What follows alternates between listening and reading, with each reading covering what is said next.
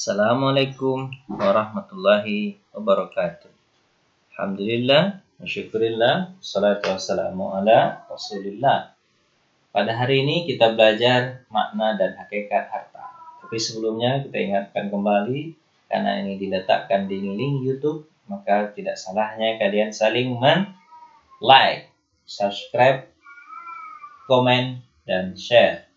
Ya, semuanya itu gratis. Silakan saling subscribe. Termasuk juga di channel YouTube saya, kalian like, kemudian subscribe, share, dan komen.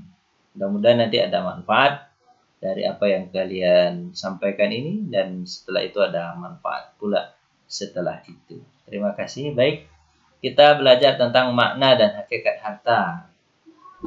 Harta itu ya berupa benda ya. Dia beda harta dengan harta beda dengan rezeki. Kalau Allah dalam Al-Quran membedakan harta dengan rezeki. Kalau harta berupa benda seperti rumah, mobil itu disebut harta, duit itu disebut harta, emas itu perak disebut harta. Tapi kalau rezeki dia lebih luas daripada itu. Apa itu rezeki?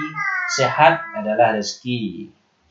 Kemudian harta itu pun disebut rezeki. Jadi rezeki itu dia bersifat maknawi dan bersifat hissi. Secara makna dia juga disebut rezeki, secara hissi atau keinderaan dia juga disebut rezeki. Kalau makna itu kan senang itu adalah rezeki. Sehat adalah rezeki. Bisa melihat adalah rezeki. Badan kita adalah rezeki dari Allah Subhanahu wa taala, pemberian Allah. Harta itu adalah di luar dari badan kita, di luar dari senang, di luar dari sehat, itu adalah harta. Jadi sebenarnya harta itu dia lebih jauh sedikit daripada badan. Badan itu rezeki dari Allah. Terus kita butuh rezeki, tapi kita butuh harta juga. Tapi butuh rezeki lebih luas daripada butuh harta. Kenapa? Kalau harta itu bisa tidak ada nggak masalah. Tapi memang kalau tidak ada dia bermasalah juga hidup. Tapi hati-hati juga dengan harta itu, bahwa harta itu dia akan bisa membawa kepada kebaikan dan juga bisa membawa kepada kemudaratan. Karena harta itu seperti pisau bermata dua, bisa ke atas, bisa ke bawah. Artinya bisa digunakan kepada yang baik, bisa digunakan kepada yang buruk. Ya seperti pisau lah ya, contoh pisau. Pisau itu bisa digunakan untuk sesuatu yang bermanfaat seperti memasak.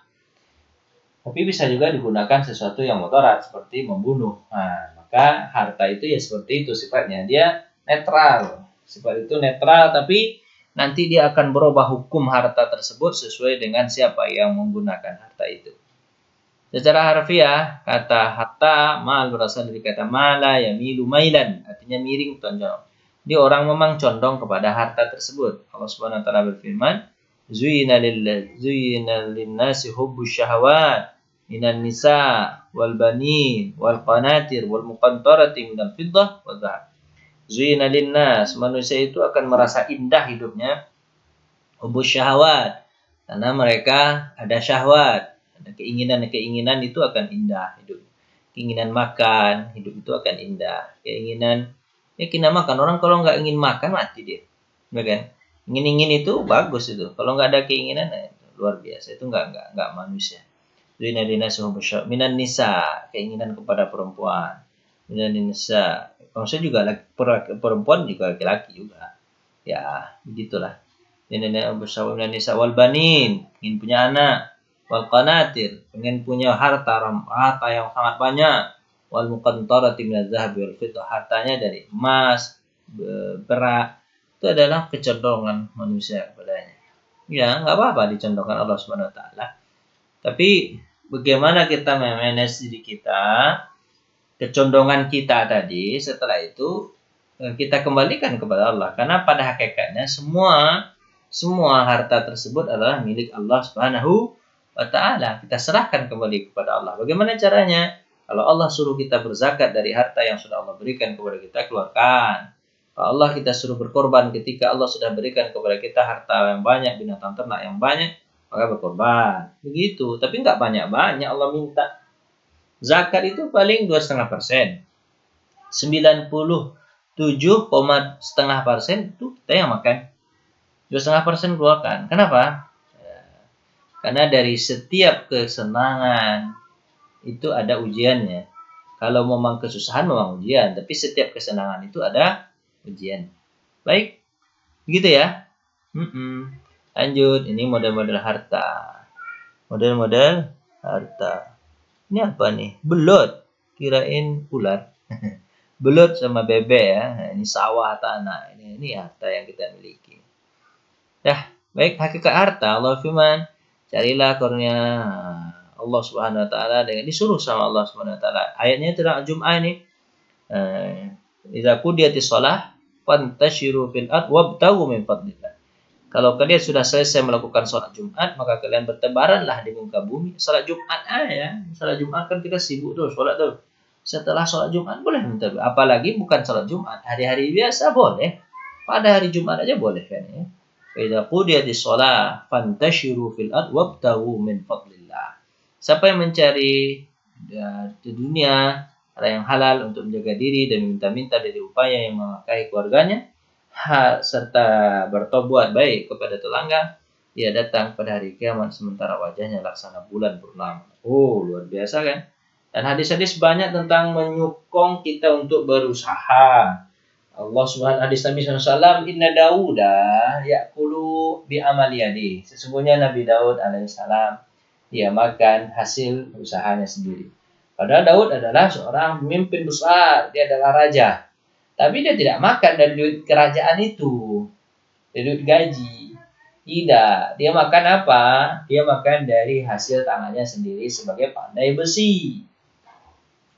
Presiden aja punya, pada Nabi Daud itu, punya usaha sendiri kan. Dia makan hasil usaha sendiri karena takut dikhawatirkan kalau dia makan hasil gajinya dari presiden, atau mungkin saja dulu nggak bergaji orang jadi presiden.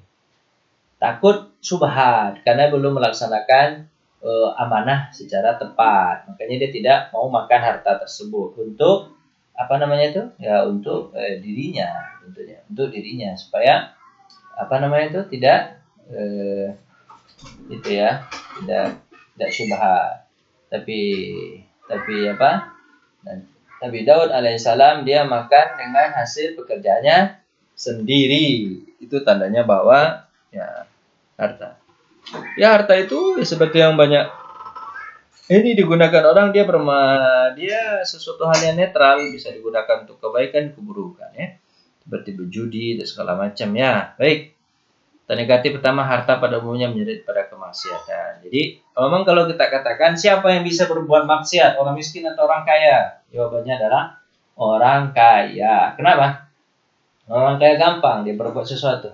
Tapi kalau orang miskin kan nggak bisa dia membeli apa yang berbuat maksiat. Makanya sebenarnya hati-hati dengan kekayaan. Banyak orang yang diuji dengan kesusahan dia sabar, tapi kalau orang yang diuji dengan kekayaan, dia tidak sabar, malah digunakan kepada keburukan. Itu kan? Harta mendorong orang untuk berlebihan. Begini. Baiklah, untuk kuis ini sudah hampir selesai. Untuk kuis, apa kuisnya tentang harta ini? Kuisnya tentang harta ini adalah